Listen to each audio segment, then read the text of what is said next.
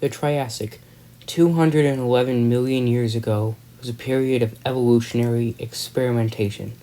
Countless new species evolved, including the first dinosaurs. One such early dinosaur, Coelophysis, chases a hyperodapian. It runs into a cave, but it has only cornered itself. Coelophysis approaches it, and it runs past it, out into a bush. It was expecting to be eaten whole, but there wasn't a trace of the Coelophysis. Postosuchus, one of the largest carnivores of the Triassic, has little competition. She brings the corpses to a hole and buries the Coelophysis. She does this in order to conceal the scent of the animals. She feeds upon the hyperodapian corpse. Later, the Postosuchus feasts upon the Coelophysis.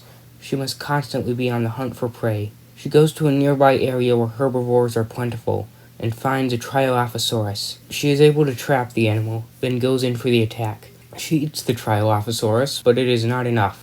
She sees a lone Postosuchus, then goes to hide in a nearby bush, switching to quadrupedal posture. And the herbivore has its back turned, she strikes. Normally, her bite force would have been enough to severely injure her prey, but the Postosuchus's armor is too strong to bite through. The herbivore turns quickly, roaring.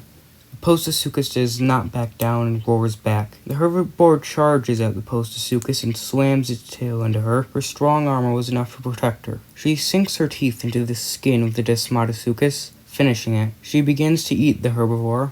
Hours later, she walks along a large desert. She has to migrate northward, but the fight has left her injured. A few moments later, she smells something. A Saurosuchus approaches. Saurosuchus is one of the few animals who is able to challenge Postosuchus, and with her injury, he sees her as an easy meal. She rears up onto her back legs, attempting to scare the other carnivore away. She has ruled this territory for a dozen years, and that reign will not end here. The Saurosuchus bites her tail, then whips his tail at her. She turns around slowly and attempts to scratch the predator's eye, but the attack misses. He steps backwards, then tries to bite the Postosuchus. She manages to dodge, then tries to bite the Saurosuchus. Noticing that the Postosuchus is still a threat even with her injury, the Saurosuchus backs down. When she makes her way upward, she needs to rest. She sees a tree and lays under it. In the morning, she feels an even greater discomfort in her wound, an infection. She was never given the time to clean her wound, otherwise she could have avoided the infection. Hours later, she is woken by a shaking in the ground. She stands up and looks around quickly. She instantly notices the danger, a volcano. She tries to run, but the lava manages to catch up with her. She splashes the burns in the water, saving her life, but her tail will not be used ever again. Eventually, the lava stops. She limps her way onward, but with her tail and arm broken, she can barely stand. A small group of Coelophysis search through the rain.